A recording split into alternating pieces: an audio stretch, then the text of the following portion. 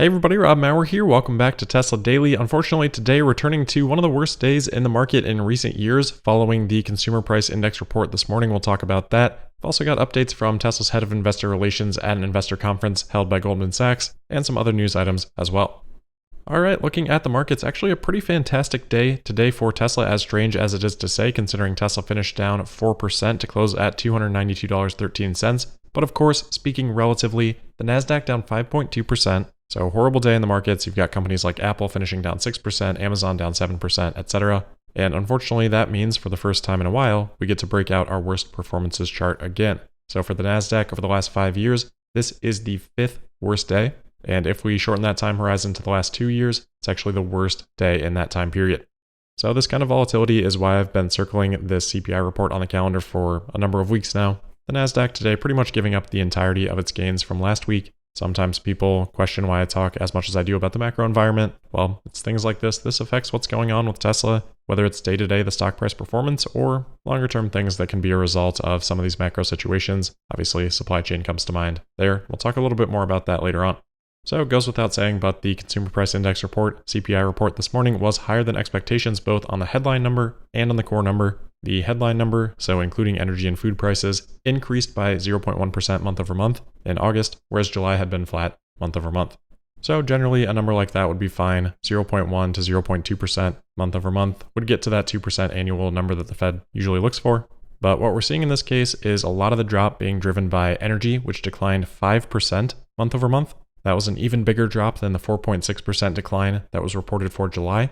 And despite that, the headline number came in higher. So that alludes to other categories being significantly higher, and that's where the core CPI comes in. So excluding food and energy prices, core CPI was up 0.6% month over month, which was tied with many other months this year for the second highest increase in the last 12 months. If we look at how that looks on the year over year chart, we can see a 6.3% increase here in August. That's higher than what we had seen in July, and perhaps the most concerning and important part of this report is that's the first time in the last 5 months where the core year-over-year number hasn't stayed the same or declined.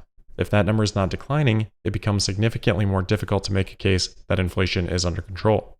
So when we then think about the markets, those takeaways quickly flow their way into expectations for actions from the Federal Reserve. With this data, expectations for interest rate increases rise, both in terms of the rate increases themselves and the expediency of such increases. We can see those increased expectations from CME Group's Fed Watch tool, which now puts a 50 basis point increase at a 0% probability. A month ago, that had been 55%. A week ago, 27%. Now that's 0. They put a 75 basis point increase at 67%, and even are placing a 33% probability on a 100 basis point increase. That would be the biggest that we have seen this year, and yesterday they had that at a 0% probability.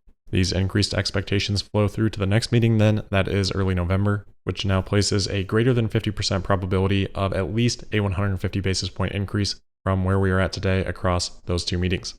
So that's why we're seeing the markets decline today. And for Tesla, that's why I say it's an extremely strong performance, continuing the relative strength that we've seen in Tesla over the last month. But at the same time, you can only do so much as an individual stock in a down market. So it'll be interesting to see where things go from here. Of course, tomorrow we'll have the producer price index in pre-market. Investors will be looking in that report for anything that can reinforce this CPI report or anything that can maybe shed a different light on where we're at right now. All right, getting into Tesla-specific news, we've got some more updates from Tesla's head of investor relations, Martin Viecha. He presented at the Goldman Sachs Communicopia Plus Technology Conference, as they call it. Goldman Sachs highlighted some of their key takeaways, and then Business Insider also had a couple of interesting reports on this as well. Goldman Sachs says that management discussed the long-term supply-demand backdrop, lead times globally and in China, the potential for cost of goods sold per vehicle to trend low over time, the semiconductor and battery cell supply environment, which is improving, and FSD. Now, over the last week, of course, with the Giga Berlin tours with analysts and a couple of other events, we've heard Martin's comments on a number of these topics, so we'll avoid repetition in those cases, but there are some interesting new things here as well. We've talked about the shortened wait times in China and how that might be a big question for analysts and investors. Goldman Sachs' first key takeaway was, quote, Tesla believes the long-term demand environment is strong. Tesla commented that the long-term outlook is strong and that battery supply is the key gating factor to long-term industry growth. While we believe there has been investor focus of late on the shortened lead times to receive Tesla vehicles in China, the company had record output last month in China per third-party reports, and although several auto companies have suggested macroeconomic conditions in China are slowing, importantly, Tesla uses China as an export hub. In addition, Tesla provided its thoughts on the impact of the recently passed Inflation Reduction Act noting it is difficult to determine the final impact given substantial uncertainty surrounding the exact interpretation of the bill. However, Tesla believes generally it should be well positioned given its footprint in the United States, end quote.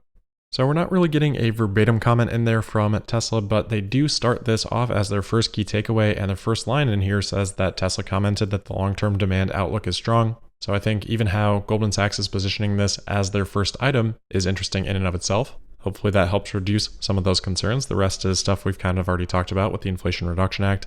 And then their second main takeaway, which I also found interesting, was that Tesla stated supply chain constraints are improving both for battery cells and chip supply. Tesla commented it has significantly improved battery cell supply in part as it has added several new suppliers. In addition, Tesla commented that it doesn't believe semiconductor shortages will be a limiting factor to production over the balance of this year, though there remain some uncertainties and this dynamic could change, end quote. So both really big important points there. Not cell constrained, we've heard Tesla talk a little bit about that, but it has mostly been in reference to being semiconductor constrained, which Tesla in the same breath here seems to be saying, well, we don't really have that constraint right now either, which could change, but it's certainly a different and much more positive message than we have heard from Tesla earlier this year. That's really encouraging news, and of course constraints can pop up anywhere, but it sounds to me like Tesla right now is mostly constrained by themselves, probably things like general assembly and just capacity limits at their factory. But that means we should see Tesla's production tracking a lot closer to installed capacity, and certainly we're starting to see that in Shanghai, and from that leaked meeting that we talked about on Friday, hopefully at Fremont as well. Berlin and Texas, of course, will depend on their own individual ramps. Anyway, on this point on battery supply, Business Insider reported on this well. They included a direct quote from a source that apparently attended the meeting, and they said that Martin said, quote, "For the first time I can remember, we can access all the supply we need for both businesses," end quote, referring of course to automotive and energy. This also tracks with that leaked meeting. Remember all of the progress that we talked about with the energy business, how that finally seems like it's starting to come on, and we pair that with the comments on semiconductor shortages too. Elon had earlier this year talked about how that was impacting energy as well. So if that's freed up and batteries are freed up as well, that's huge for Tesla Energy, which, as Martin alludes to here, has really never been in that position.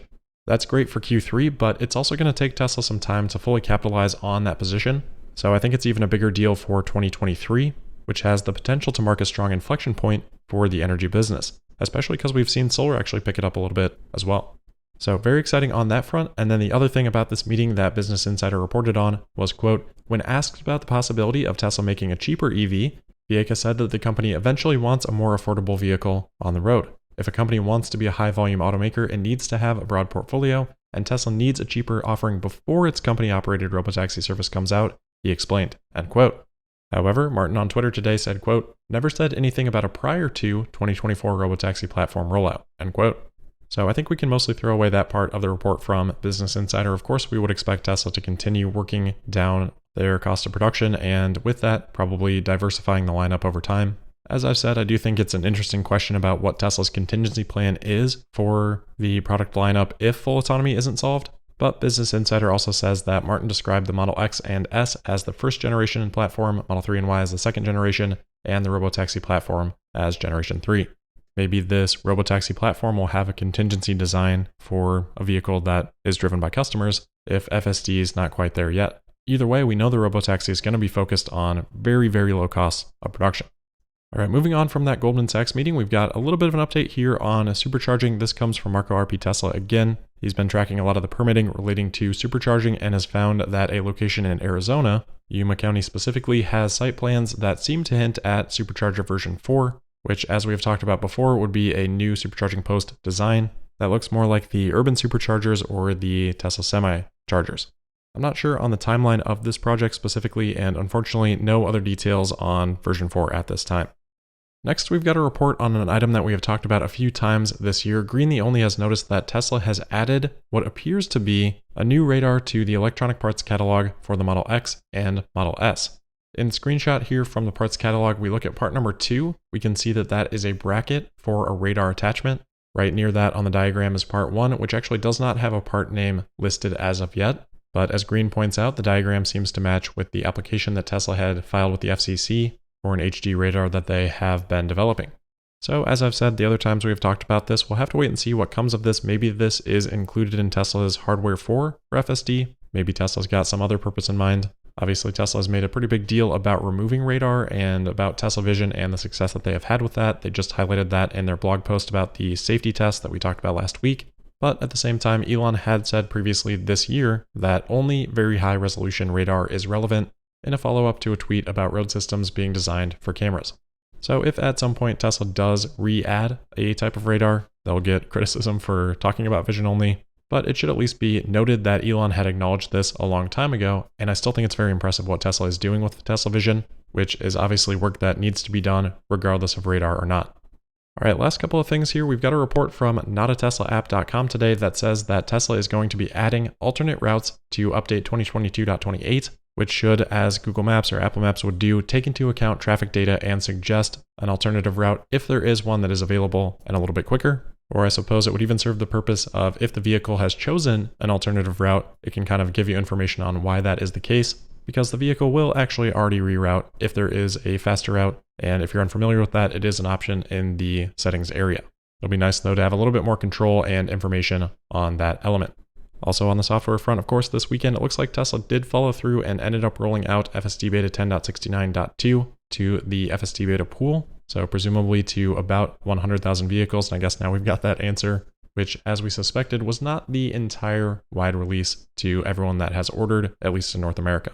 So not surprising, but hopefully we will still end up seeing that before the end of the year.